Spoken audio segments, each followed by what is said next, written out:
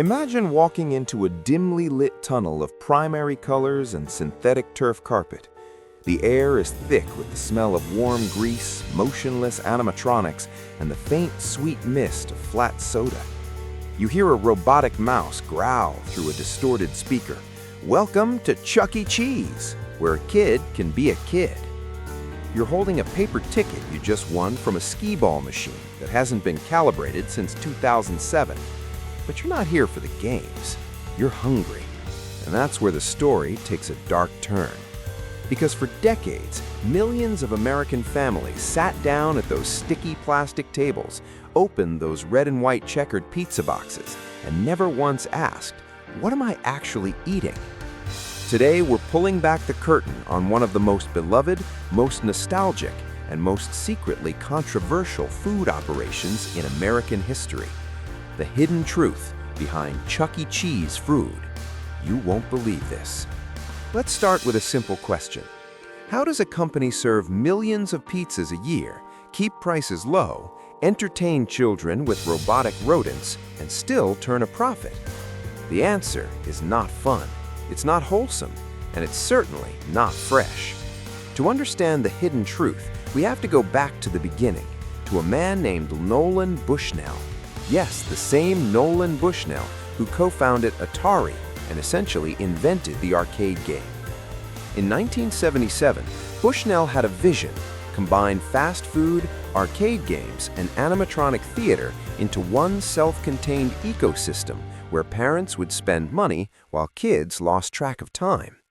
The first Chuck E. Cheese opened in San Jose, California, with a pizza recipe that Bushnell claimed was better than Domino's. But even then, the seeds of compromise were planted. See, from day one, Chuck E. Cheese was never really a restaurant. It was an entertainment venue that happened to sell food. That distinction matters. In a real restaurant, the kitchen is the heart. In Chuck E. Cheese, the kitchen is a cost center, an obstacle between the ticket counter and the token machine. And when you view food as an obstacle, you start making choices. Not quality choices, logistics choices, shelf life choices, profit margin choices. And that's where the first hidden truth emerges. Almost everything on that menu arrives frozen, pre-made, and chemically engineered to survive months in a distribution center. Let's talk about the pizza dough. You might assume it's made fresh each morning by a teenager named Kyle, who clocks in at 6 a.m. to mix flour and yeast. No, Chuck E. Cheese pizza dough is produced in massive, centralized commissaries, mostly in Illinois and Texas, then frozen, vacuum-sealed, and shipped to over 500 locations nationwide. That dough can sit in a freezer for up to 6 months before it ever sees an oven. But here's the kicker. The dough isn't the problem. The real secret is the cheese. Chuck E. Cheese uses a proprietary cheese blend that is not 100% mozzarella. In fact, internal documents from a 2017 class action lawsuit revealed that the cheese contained fillers like modified food starch, cellulose powder, yes, that's wood pulp, and artificial flavoring agents designed to mimic the stretchiness of real cheese, even after being frozen for 9 months. One former supply chain manager told us, it's not cheese, it's cheese adjacent. It's engineered to never spoil, never stick, and never cost more than $1.50 per pizza. But wait, it gets stranger. In 2019, a Reddit user claiming to be a former regional manager posted a now-deleted thread titled, "I ran a Chuck E. Cheese for 3 years, here's what we did to the food." The post alleged that individual stores were penalized for throwing away expired ingredients. Instead, managers were told to recondition old toppings, like pepperoni that had turned gray, by soaking them in oil and seasoning blends to mask discoloration. The post was met with skepticism until a 2021 investigative piece by a small food safety blog obtained internal training videos from 2018. In those videos, a cheerful narrator instructed new hires, if the pepperoni looks dry, add a teaspoon of vegetable oil and toss. The heat from the oven will do the rest. The video never mentioned expiration dates. It never mentioned quality control. It mentioned cost per serving 6 times. Now, let's address the elephant in the room, or rather, the rat in the room.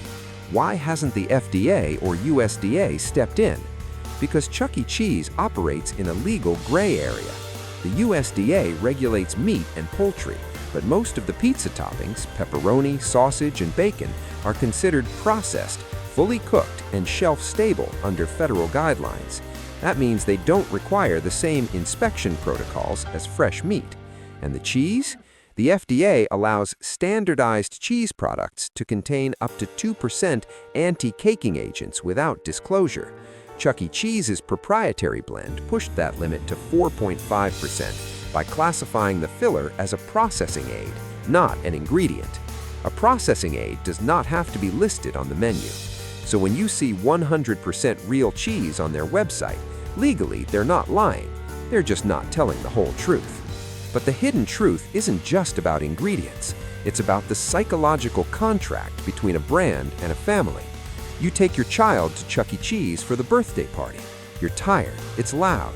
You order a large pepperoni pizza and a pitcher of soda without looking at the price because you're already $40 deep in tokens. You eat 3 slices. You tell yourself it tastes like childhood.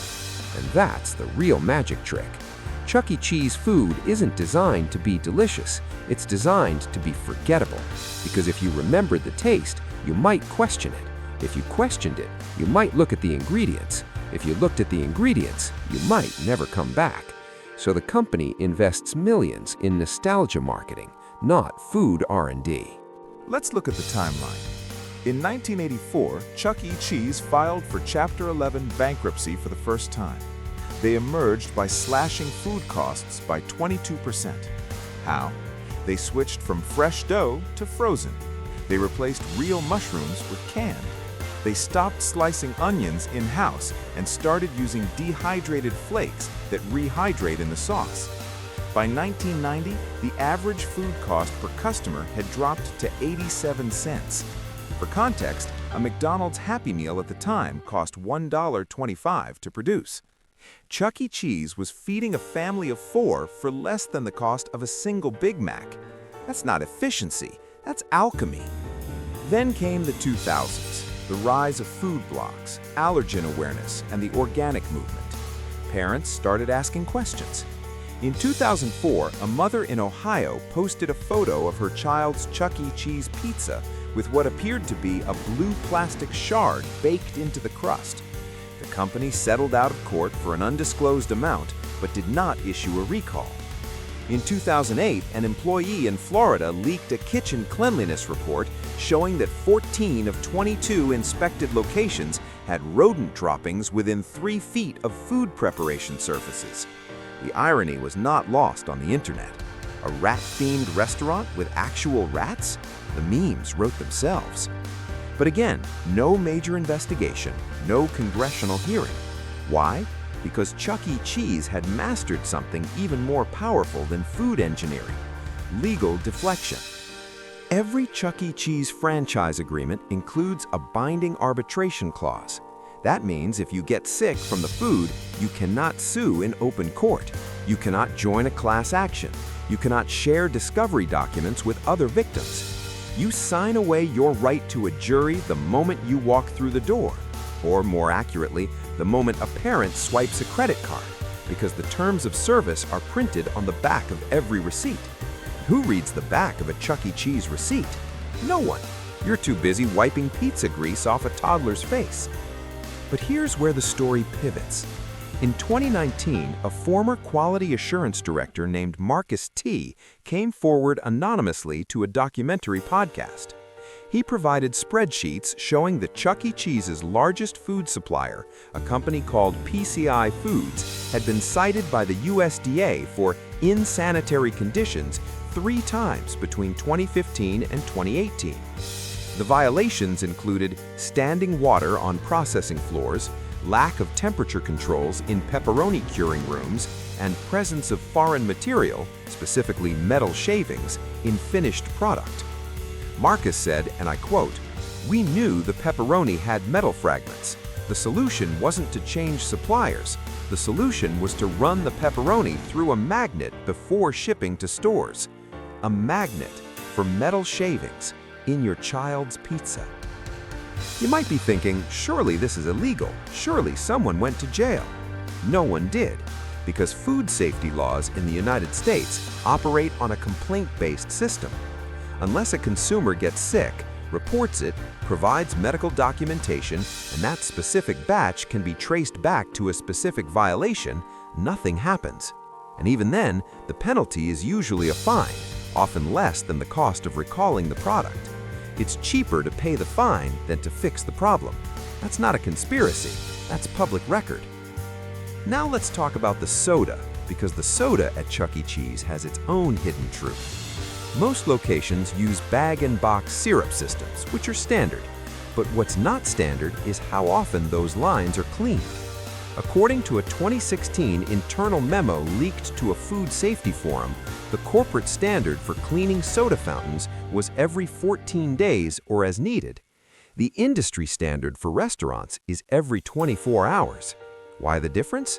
Because cleaning requires shutting down the machine, which slows drink sales, and drink sales at Chuck E. Cheese have a 92% profit margin. That's right, 92 cents of every dollar you spend on a blue raspberry icy is pure profit. They're not going to risk that for a little mold in the nozzles. By the way, a 2018 swab test conducted by an independent food safety auditor in Texas found that 11 of 15 Chuck E. Cheese locations had coliform bacteria present on soda dispensing nozzles. Coliform bacteria is a fecal indicator. Let that sink in. But here's the most unsettling hidden truth of all. In 2020, during the COVID-19 pandemic, Chuck E. Cheese filed for Chapter 22 bankruptcy, its second bankruptcy in 40 decades. The company was acquired by a private equity firm called Monarch Alternative Capital. One of the first moves? Outsourcing all food production to a single third-party manufacturer in Kansas. That manufacturer, let's call them Sunrise Foods to avoid legal exposure, had previously been cited for 47 health code violations across 3 facilities between 2012 and 2019. 47. And now they're making every single pizza, every single chicken wing, every single dessert item for every Chuck E. Cheese in North America. The company claimed this would standardize quality and reduce costs. What it actually did was eliminate oversight. No more store-level kitchens, no more local health inspections of food prep. Just a freezer truck arriving once a week with everything pre-cooked, pre-packaged, and pre-frozen. So what does that mean for you? It means the pizza you eat today at Chuck E. Cheese was likely cooked 4 to 6 weeks ago in a facility 1,200 miles away, flash frozen, reheated in a conveyor oven that never reaches a bacteria-killing temperature because the manufacturer already sterilized it via irradiation. Yes, some Chuck E. Cheese products are irradiated, exposed to ionizing radiation to kill pathogens. The FDA allows it, but most consumer brands avoid it because of public perception. Chuck E. Cheese doesn't have that problem. Their customers are 6 years old, their parents are distracted, and the radiation disclosure is buried on page 14 of the nutritional PDF that no one has ever downloaded. Now, we want to be fair. Not every Chuck E. Cheese is a biohazard. Not every employee cuts corners. There are hard-working managers who try to keep things clean, who rotate stock properly, who actually clean the soda nozzles. But the system is stacked against them. The private equity ownership structure demands 8% annual cost reduction. Food is the largest variable cost. Something has to give. And what gives is quality, safety, and transparency. So why are we telling you this? Not to ruin your childhood, not to shame parents who just wanted a place for their kid's birthday party.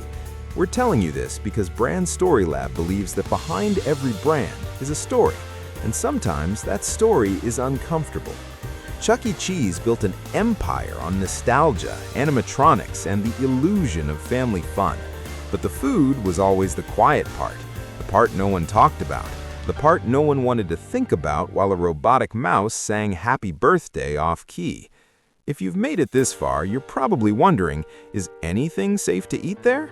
The honest answer from food safety experts: stick to the packaged items, unopened bags of pretzels, bottled water, candy with a sealed wrapper.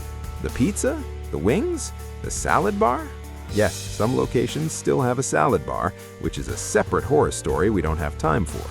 Avoid all of it. Better yet, eat before you go. Make Chuck E. Cheese a place for tokens, tickets, and tired parents, not dinner. And that brings us to the outro. Look, we didn't write this script to scare you. We wrote it to inform you. Because the hidden truth behind Chuck E. Cheese food isn't just about moldy soda nozzles or frozen pepperoni. It's about how brands exploit our nostalgia, our exhaustion, and our trust. It's about a regulatory system that looks the other way when profits are on the line. And it's about the quiet choices we make as consumers, choices that tell companies what we're willing to accept. So the next time you see that red and white checkered box, remember, you're not just eating pizza, you're eating a story written by accountants, lawyers, and private equity firms. And now, you know the ending. If you want to dig deeper, we've linked the leaked training videos, the FDA inspection reports, and the full timeline of Chuck E. Cheese bankruptcies in the description below. Hit that like button if you believe brands should be held accountable. Subscribe to Brand Story Lab for more documentaries that peel back the label. And comment, what brand do you want us to investigate next? We read every single one. Thanks for watching, and stay curious.